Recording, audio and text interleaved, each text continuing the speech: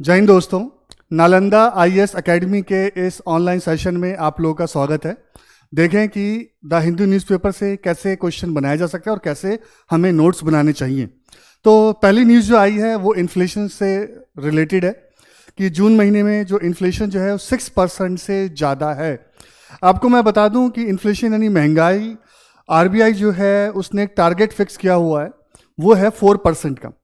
वो ये कहता है कि आप जो है 2% इससे कम कर सकते हैं यानी कि 2%, और 2% इससे बढ़ा सकते हैं यानी 6%। ठीक है, तो मैक्सिमम जो महंगाई है 6% तक जा सकती है और मिनिमम जो है 2% तक यानी 2% तक जा सकती है, राइट। बट जून के महीने में जो है ये क्या हुआ है, 6% से ऊपर हो गया है और लगातार 2 महीने ऐसा हुआ है। तो इसको हम समझ सकते हैं कि ये जो इन्फ्लेशन है ये क्यों हो रहा है, क्योंकि ऑयल जो आपके पेट्रोलियम ऑयल जो है, जो फूड ऑयल जो है, ठीक है, इसमें हम काफ़ी महंगाई देख रहे हैं, राइट। अब एक सवाल आता है हमारे सामने कि इन्फ्लेशन यानी महंगाई किसे कहते हैं। तो आपके सामने इसका डेफिनेशन है कि inflation is an economic phenomena that describe the general increase in the price of goods and services in the economy. तो यानी कि सीधी सी बात है, अगर आम भाषा में बात करें तो जो गुड्स और सर्विस दोनों की बात हो रही है, तो दोनों की जो प्राइस बढ़ते हैं तो इसे हम क्या बोलते हैं, इस इकोनॉमिक फिनोमिना को हम इन्फ्लेशन के नाम से जानते हैं। जब ये इन्फ्लेशन होता है तो क्या इम्पैक्ट पड़ता है, तो इसमें प्रॉब्लम ये आती है कि करेंसी जो है उसकी वैल्यू कम हो जाती है, क्योंकि हम जो है उसी पैसे में जो है कम सामान खरीद पाते हैं, कम सर्विसेज खरीद पाते हैं, क्योंकि उसकी प्राइस जो है वो बढ़ जाता है, जिसकी वजह से जो है लोगों की परचेजिंग पावर जो है कम हो जाती है, करेंसी की वैल्यू क्या हो जाती है, कम हो जाती है। इस फिगर से आप इस बात को समझ पा रहे होंगे कि जैसे जैसे प्राइस क्या हो रही है, बढ़ रही है, वैसे वैसे जो है मनी की वैल्यू जो है वो क्या हो रही है, कम हो रही है। अब देखें कि इस इन्फ्लेशन के क्या कारण हैं। तो सबसे पहला कारण आता है डिमांड पुल इन्फ्लेशन। जब जो है किसी भी प्रोडक्ट का डिमांड बढ़ता है तो उसका प्राइस अपने आप बढ़ता है। ये आपको पता ही होगा कि जब डिमांड बढ़ेगा तो प्राइसेस क्या होंगे, बढ़ेंगे, और जब प्राइस बढ़ेंगे तो इन्फ्लेशन बढ़ेगा, राइट। तो डिमांड पुल इन्फ्लेशन जो है हमें कहाँ देखने को मिलता है, तो ये हाउस होल्ड सेक्टर में अगर डिमांड बढ़े, एंटरप्रेन्योरशिप की तरफ से जो डिमांड बढ़े और गवर्नमेंट सेक्टर की तरफ से अगर डिमांड बढ़े, राइट, तो क्या होगा कि प्राइस बढ़ेंगे और प्राइस बढ़ने की वजह से जो है इन्फ्लेशन भी बढ़ता है। फिर नेक्स्ट फैक्टर की बात करते हैं, वो है कॉस्ट पुश इन्फ्लेशन। इसमें क्या होता है कि किसी भी सामान को, प्रोडक्ट को बनाने की जो लागत है, जो कॉस्ट है, जब वो बढ़ती है तो उसके वजह से जो है सारे प्रोडक्ट का जो है रेट जो है बढ़ जाता है और वो हमें इन्फ्लेशन के रूप में नजर आता है। जैसे कि ऑयल प्राइस, अगर जो हम ऑयल जो है, पेट्रोलियम ऑयल जो है, वो अगर महंगा हो जाए तो उस पेट्रोलियम से बनने वाले सामान या उस पेट्रोलियम की वजह से जो गुड्स का जो ट्रांसपोर्ट होता है, ठीक है, तो ट्रांसपोर्टेशन की लागत बढ़ जाती है और वो ओवरऑल जो है सबके कॉस्ट पर को बढ़ा देती है और वो हमें इन्फ्लेशन के रूप में सामने आता है। फिर है फार्म प्राइस शॉक की बात करें, ठीक है, इन्हें शॉक क्यों कहा जा रहा है, क्योंकि ये एक झटका होता है, क्योंकि इसके वजह से ही महंगाई जो है बढ़ती है। तो अगर एग्रीकल्चर प्रोडक्ट्स का जो है रेट बढ़ेगा, राइट, और आप जानते हैं कि चाहे आप किसी भी सेक्टर में काम करते हो, प्राइमरी सेक्टर में काम करते हो, सेकेंडरी में सेक्टर काम करते हो, टर्सरी सेक्टर में काम करते हो, तीनों सेक्टर में जो लोग काम करते हैं उनको कहीं ना कहीं जो है एग्रीकल्चर प्रोडक्ट की जरूरत होती है, क्योंकि खाना तो सबको है, राइट। तो अगर एग्रीकल्चर प्रोडक्ट का रेट बढ़ेगा तो उससे जो है लिविंग कॉस्ट जो है वो क्या हो जाएगा, बढ़ जाएगा। तीसरा क्या है, इंपोर्ट प्राइस जो है, अगर हम जिन सामानों को इंपोर्ट कर रहे हैं उसका प्राइस बढ़ जाए, जैसे कि आपको पता है पेट्रोलियम जो है, अभी इंटरनेशनल मार्केट में पेट्रोल के जो प्राइसेस हैं वो $75 पर बैरल के आसपास चल रहे हैं, तो और कह रहे हैं कि आने वाले टाइम में और बढ़ेगा। तो जैसे जैसे जो है जो हम प्रोडक्ट इंपोर्ट कर रहे हैं, जिसको हम आयात कर रहे हैं, अगर उसका प्राइस बढ़ेगा तो उससे रिलेटेड जितनी भी चीजें हैं उसका भी प्राइस बढ़ेगा और वो हमें इन्फ्लेशन के रूप में सामने आता है। इसके अलावा जो लोग फैक्ट्री में काम कर रहे हैं या किसी भी सेक्टर में काम कर रहे हैं, वहां के वर्कर जब अपनी सैलरी बढ़ाते हैं, ठीक है, तो क्या होता है कि उनकी सैलरी जैसी ही बढ़ेगी तो सामान का जो जो जो जो प्रोडक्ट है उसके बनाने का कॉस्ट भी क्या हो जाएगा, बढ़ जाएगा, और जब उसका कॉस्ट बढ़ेगा तो फिर उसका प्राइस बढ़ेगा और प्राइस बढ़ने की वजह से हमें इन्फ्लेशन सामने आता है, राइट। तो आप ये देखेंगे सारी चीजें एक दूसरे से जुड़ी हुई हैं। जरा देखें कैसे, अब कोई भी कर्मचारी जो है या कोई भी वर्कर जो है वो अपनी सैलरी क्यों बढ़ाना चाहता है? वो तब बढ़ाता है जब ऑयल प्राइसेस बढ़ गई हैं। वो कब बढ़ाता है? जब खाने पीने के सामान के रेट बढ़ गए हैं। वो कब बढ़ाता है? जो चीज़ वो इंपोर्ट कर रहे हैं, मान लो ठीक है हम बाहर से मंगवा रहे हैं, उसके प्राइसेस बढ़ गए हैं। ठीक है, तो इन सारी चीज़ों की वजह से क्या होता है कि प्रोडक्ट का जो है कॉस्ट जो है क्या हो जाता है, बढ़ जाता है। और फिर वो जो है अपनी सैलरी बढ़ाने की बात करते हैं। सैलरी हो या प्रोडक्ट का कॉस्ट हो, जब सारी जो है चीज़ें क्या करती हैं, ये फाइनल प्रोडक्ट का जो है कॉस्ट बढ़ा देती हैं और ये हमें इन्फ्लेशन के रूप में सामने आता है। फिर एक और है, वो है स्ट्रक्चरलिस्ट इन्फ्लेशन। जरा इसकी बात करें, क्योंकि पूरे स्ट्रक्चर में भी जो है राइट इन्फ्लेशन देखने को मिलता है। जैसे एग्रीकल्चर की बात करें, अब एग्रीकल्चर में क्या है, खासतौर से अगर मैं डेवलपिंग कंट्री की बात करूं, क्योंकि कई इकोनॉमिस्ट कहते हैं कि जो डेवलपिंग कंट्री है या जो अंडर डेवलप कंट्रीज हैं उसमें क्या प्रॉब्लम देखने को मिलती है कि वहां पर जो एग्रीकल्चर प्रोडक्शन करने की जो टेक्नोलॉजी है, ठीक है, वो जो सीड्स यूज कर रहे हैं वो उतने अच्छा यूज नहीं कर रहे हैं। ठीक है, वो डेवलप नहीं है, तो उसकी वजह से क्या होता है कि उनका प्रोडक्शन कम होता है। और आपको पता है कि जब प्रोडक्शन कम होगा, सप्लाई कम होगी, ठीक है, तो प्राइसेस क्या हो जाएंगे, अपने आप ही बढ़ जाएंगे। अगर सप्लाई क्या हो जाएगी, बढ़ेगी, तो प्राइसेस क्या हो जाएंगे, कम हो जाएंगे। इन्फ्लेशन क्या हो जाएगी, कम हो जाएगी। तो डेवलपिंग कंट्री में ये हमें प्रॉब्लम देखने को मिलती है। ठीक है, दूसरा क्या है, resources of government budget constant. आप जानते हैं खास तौर से ये प्रॉब्लम जो है डेवलपिंग कंट्री में आती है। क्यों आती है? क्योंकि वहां पे लोगों की जो पर कैपिटा इनकम जो होती है वो कम होती है। ठीक है, जब उनकी पर कैपिटा इनकम कम है तो वो टैक्स भी कम देंगे, तो गवर्नमेंट को रेवेन्यू क्या मिलेगा, कम मिलेगा। तो वो क्या करेंगे, वो जो है एक्स्ट्रा करेंसी छापेंगे, जिसके वजह से क्या होगा, इन्फ्लेशन बढ़ेगा। क्योंकि जब मनी सप्लाई बढ़ती है तो फिर इन्फ्लेशन बढ़ता है। राइट, तो ये क्यों देखने को मिलता है? ये मिलता है क्योंकि जो डेवलपिंग कंट्री के जो गवर्नमेंट है उनके पास क्या है, रेवेन्यू के रिसोर्सेज कम हैं और इसीलिए उन्हें क्या करना पड़ता है, डेफिसिट बजट तैयार करना पड़ता है। नेक्स्ट क्या है, फॉरेन एक्सचेंज बोटलनेक। जितनी भी डेवलपिंग कंट्री है उनको ये ज़्यादा प्रॉब्लम देखने को मिलती है, क्योंकि डेवलपिंग कंट्री है, उनकी इकोनॉमी मजबूत नहीं है, वो एक्सपोर्ट क्या करते हैं, कम करते हैं, इंपोर्ट ज़्यादा करते हैं। उसके वजह से उनकी करेंसी की जो वैल्यू जो होती है वो कम होती है। और क्योंकि उनकी करेंसी की वैल्यू कम होती है तो उनको जो है हर प्रोडक्ट जो भी वो इंपोर्ट करते हैं वो महंगा उनको पड़ता है, और जिसके वजह से वो महंगाई जो है वो उनको इन्फ्लेशन के रूप में सामने आती है। तो आप क्या देख रहे हैं, ये चीज क्यों हुई? क्योंकि उनके करेंसी की वैल्यू क्या है, कम है। नेक्स्ट क्या है, फिजिकल इंफ्रास्ट्रक्चर बोटलनेक। अब देखिए, जो भी डेवलपिंग कंट्री, क्योंकि ये सारी बातें डेवलपिंग कंट्री पर अप्लाई हो रही है। अब जो डेवलपिंग कंट्री है उनके वहां पर बनाने का जो किसी भी प्रोडक्ट को बनाने का जो कॉस्ट है वो ज़्यादा होता है। क्यों? क्योंकि जैसे एक एग्जांपल देते हैं, इलेक्ट्रिसिटी। क्योंकि वहां पर जो है उनको अच्छे से एनर्जी, उनकी सिक्योरिटी पूरी नहीं होती, तो इसलिए क्या होगा, उनको इलेक्ट्रिसिटी कम मिलेगी। ठीक है, जो मिलेगी वो ज़्यादा रेट पर मिलेगी, और जब इलेक्ट्रिसिटी का रेट ज़्यादा होगा या मतलब कि उनको सप्लाई कम मिलेगी तो उनके प्रोडक्ट का रेट बढ़ जाएगा। डेवलप कंट्री में जो इलेक्ट्रिसिटी का चार्ज होता है और डेवलपिंग कंट्री में जो होता है उसमें काफी अंतर होता है। डेवलपिंग कंट्री का इलेक्ट्रिसिटी का चार्ज ज्यादा है, डेवलप कंट्री का क्या है, कम है। तो जब डेवलप कंट्री का इलेक्ट्रिसिटी का चार्ज कम है तो वो जो प्रोडक्ट बनाएंगे वो सस्ता पड़ेगा। जब वो सस्ता पड़ेगा तो डेफिनेटली वहां पर इन्फ्लेशन क्या होगी, कम होगी। वहीं डेवलपिंग कंट्री में क्या है कि इलेक्ट्रिसिटी का चार्ज ज्यादा है। राइट, ये क्या एग्जाम्पल दे रहा हूं मैं आपको। तो जो वो प्रोडक्ट बनाएंगे उसका कॉस्ट ज्यादा होगा, जब उसका कॉस्ट ज्यादा होगा तो इन्फ्लेशन के रूप में हमारे सामने आता है। ठीक है, ऐसे ही रोड्स का ले सकते हैं।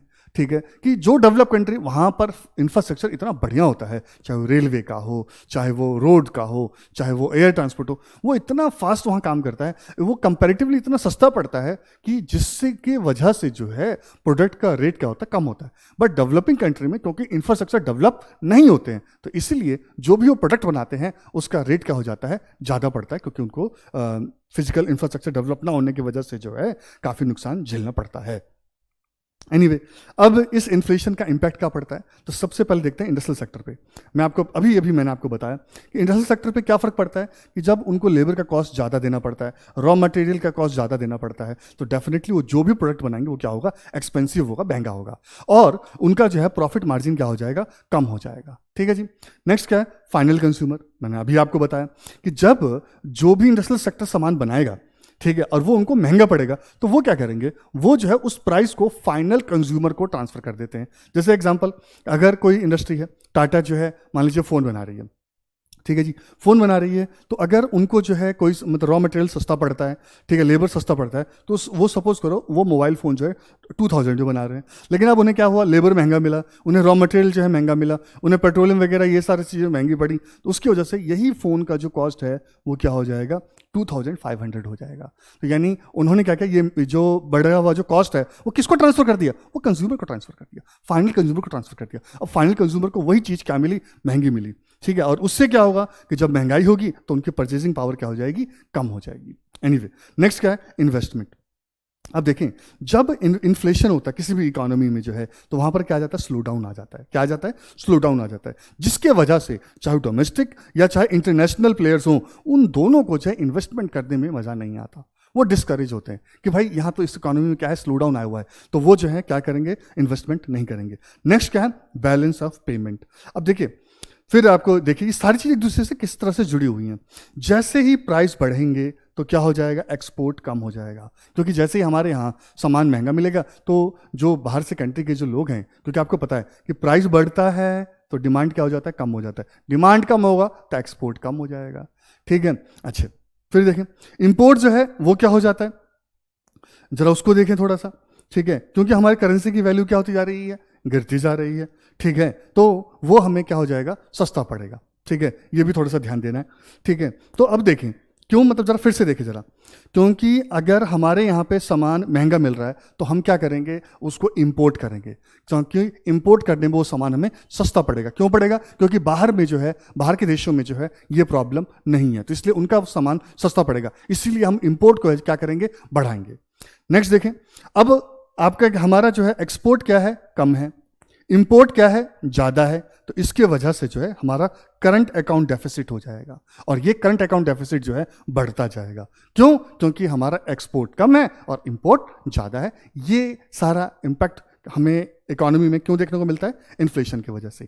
चलिए अब देखें कि इस इन्फ्लेशन से रिलेटेड जो है एक क्वेश्चन है आपके सामने, which of the following is or are the result of inflation on Indian economy.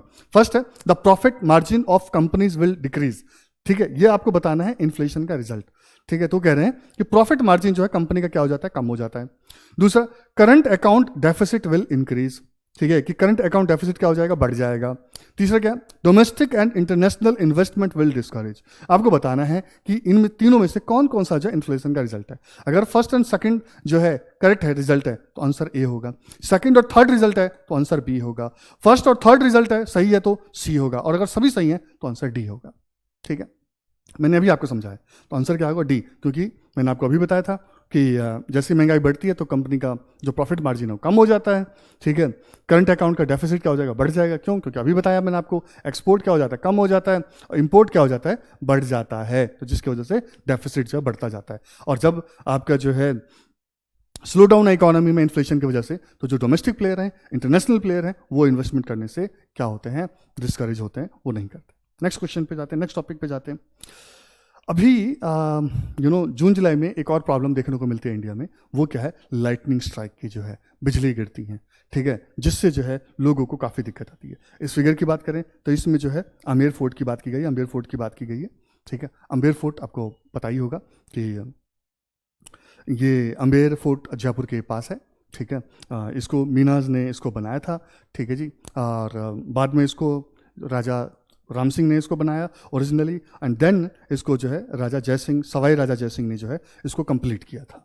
तो ये अम्बेर फोर्ट काफ़ी इंपॉर्टेंट है, यहाँ भी कुछ लोगों की डेथ हो गई है, उसी की ये बात कर रहे हैं, ठीक है जी। तो जरा देखें इसमें क्या क्या है। तो नेचुरल क्लैमिटी की अगर बात करें तो उसमें सबसे ज़्यादा डेथ जो है वो किसकी वजह से होती है, लाइटनिंग की वजह से होती है, 35.30% जो है। अगर हीट स्ट्रोक की बात करें तो 15.60% से के लोगों की डेथ होती है। फ्लड की बात करें तो 11.60% लोगों की जो डेथ जो है वो जो है किसके, फ्लड की वजह से होती है। मिसलेनियस जो है 37.6 है। ये क्या है कि इंडिया में नेचुरल कैलेमिटी की वजह से लोगों की जो डेथ होती है उसमें सबसे ज़्यादा रोल जो है वो किसका है, लाइटनिंग का है। उसके बाद जो है आपका हीट और सनस्ट्रोक का है, फिर फ्लड का, और बाकी मिसलेनियस है। किस स्टेट में सबसे ज्यादा लाइटनिंग की वजह से लोग मरते हैं, तो बिहार में 400 है, मध्य प्रदेश में 400, यानी ये दोनों टॉप पे चल रहे हैं। फिर झारखंड का नंबर 334 यानी कि 334 है, और उत्तर प्रदेश में जो है 321 है। ये ऑफिशियल फिगर है, उसके बारे में ध्यान रखें, ठीक है। 2019 से ये बता रहे हैं कि इतने लोग मरे हैं। लाइटनिंग क्या है, ज़रा इसको हम समझते हैं कि लाइटनिंग क्या है। तो मैं आपको बताऊं कि होता क्या है कि इवेपोरेशन के थ्रू जो है, ठीक है, पानी जो है इवेपोरेट होता है और वो ऊपर जाता है और वो बादल बन जाता है, ठीक है, और वो ठंडा हो जाता है।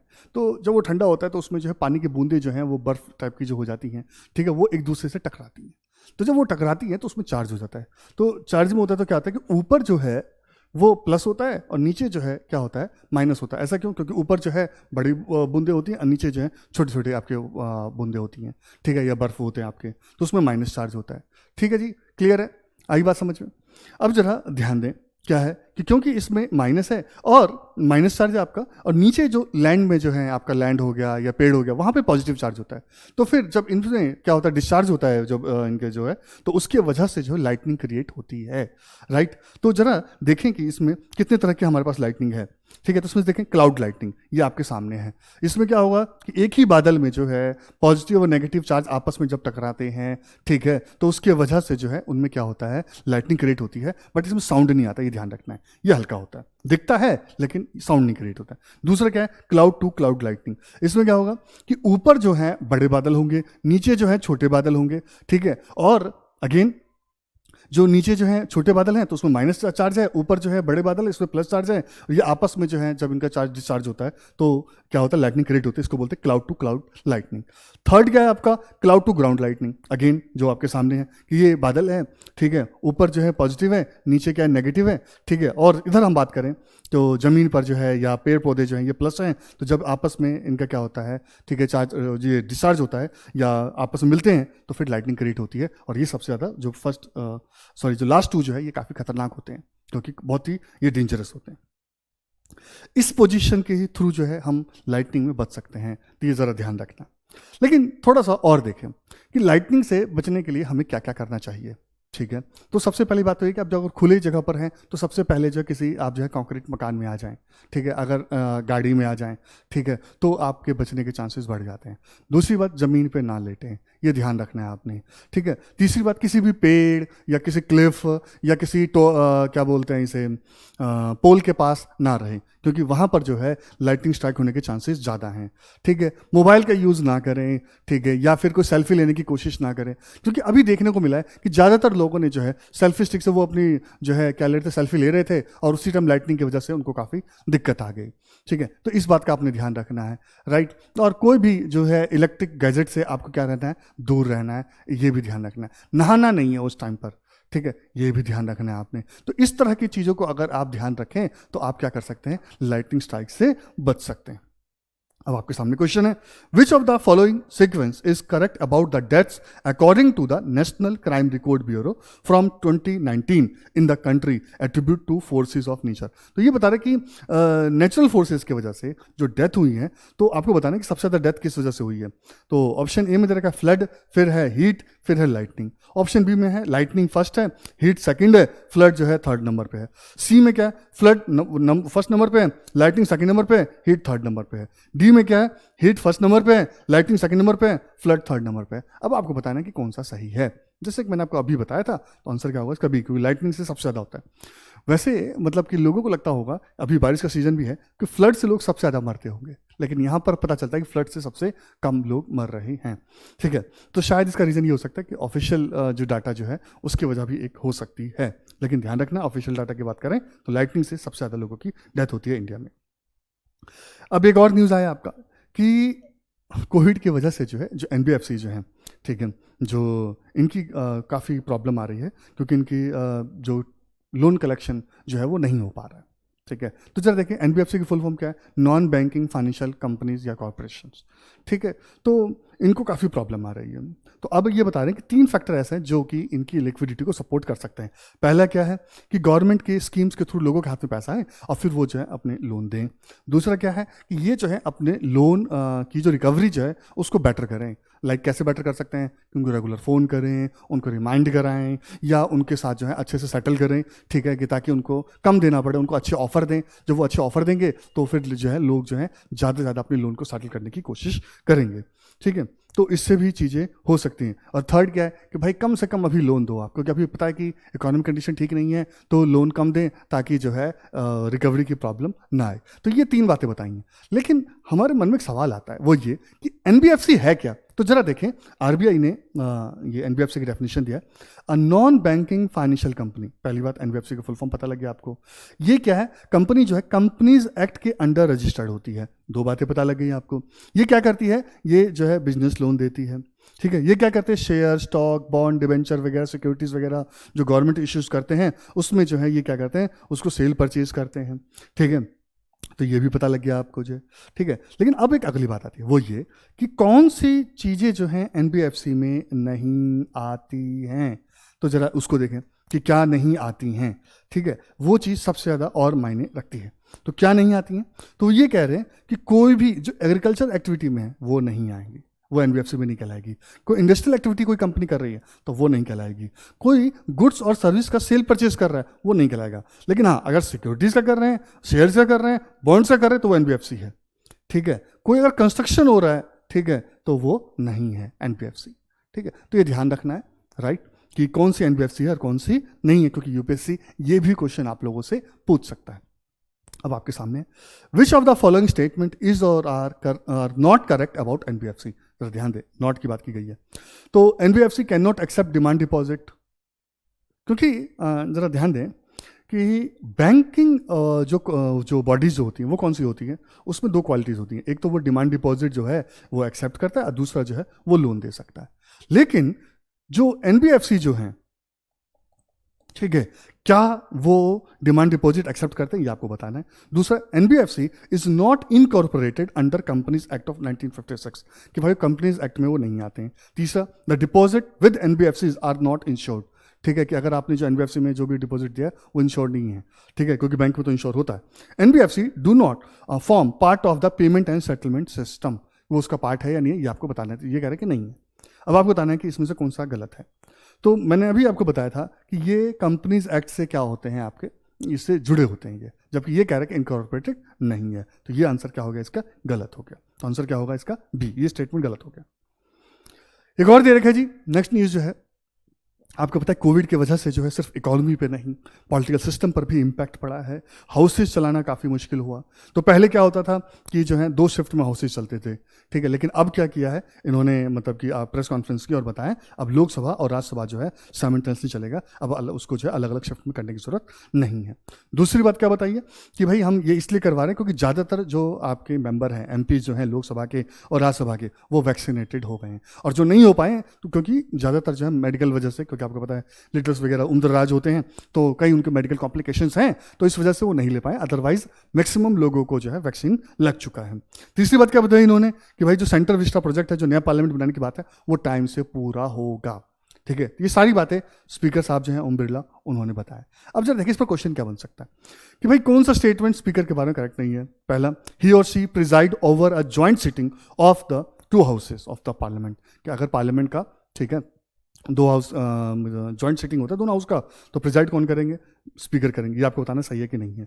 दूसरा, ये जो है he or she does not vote in first instance but he or she in entitle to casting vote, कि भाई वैसे तो वोट नहीं करते, लेकिन जब जो है क्या हो जाता है, टाई हो जाता है, ठीक है, दोनों पक्ष में बराबर हो जाते हैं, तो तब ये कास्टिंग वोट करते हैं, ठीक है। जिस वोट से फैसला होता है उसको कास्टिंग वोट बोलते हैं। ये आपको बताना है स्टेटमेंट सही है कि नहीं है। थर्ड क्या है, he or she decides whether a bill is a money bill or non money bill या ऑर्डिनरी बिल। कोई भी बिल ऑर्डिनरी बिल है या मनी बिल है, ये डिसाइड कौन करेंगे, स्पीकर करेंगे। आपको बताना ये सही है कि नहीं है। डी क्या है कि लोकसभा में प्राइम मिनिस्टर के बाद जो हाईएस्ट अथॉरिटी है वो कौन है, स्पीकर है। अब आपको बताना है इन चारों में से कौन सा आंसर जो है या कौन सा स्टेटमेंट जो सही नहीं है, राइट। तो इसका जो डी जो है वो सही नहीं है, ठीक है।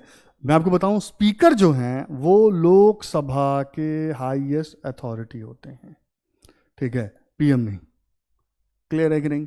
तो इसीलिए ये क्या हो गया, डी इसका आंसर होगा, क्योंकि स्टेटमेंट करेक्ट नहीं है, राइट। लास्ट टाइम मैंने आपको कोपा अमेरिका कप के बारे में बताया था, और अब जो है आपका यूरो कप के बारे में बता रहा हूँ, ठीक है। ध्यान दें, ये 2020 है, ठीक है। क्यों, क्योंकि 2020 में कोविड की वजह से क्या नहीं हो पाया, ये मैच नहीं हो पाए, ये 2021 में हुए हैं। तो ये ध्यान रखना है, आपने कंफ्यूज नहीं होता। नाम 2020 कप है, लेकिन हुआ 2021 में है। तब आपको बताना है, इसमें जरा देखें कि इसे किसने जीता है। इटली ने जीता, इंग्लैंड को हरा दिया, ठीक है जी। और ये मैच कहाँ हुआ, इंग्लैंड में ही हुआ था, ठीक है। अब आपको बताना है कि कौन सा करेक्टली मैच है। तो कोपा अमेरिका कप का जो फाइनल मैच जो है वो आपका कहाँ हुआ, Maracana stadium, Rio de Janeiro Argentina, Rio de Janeiro Brazil में हुआ आपका। और जीता किसने, अर्जेंटीना ने, क्योंकि जो फर्स्ट है वो कप का नाम है, और जो सेकंड जो है वो वेन्यू का नाम है, और जो थर्ड जो है वो जीता किसने, उस देश का नाम है। तो आपको बताना है कि ये कौन से करेक्टली मैच हैं। फिर यूरो कप जो है 2020 का, ये कौन से में हुआ था, वेम्बली स्टेडियम लंदन में हुआ था, और इसको जीता इटली ने। अब आपको बताना है कि कौन सा पेयर करेक्टली मैच है, ठीक है। अगर पहला है तो आंसर ए होगा, अगर सेकंड मैच है तो बी होगा, दोनों करेक्टली मैच है तो सी होगा, दोनों ही करेक्टली मैच नहीं है तो आंसर क्या होगा, डी होगा। तो आंसर इसका आपको पता ही है, मैंने जस्ट अभी बताया आपको, वो क्या है, दोनों स्टेटमेंट क्या है, सही है। अब आपके सामने अगला क्वेश्चन है, वो क्या है, मैंने अम्बेर फोर्ट की बात की थी, ठीक है।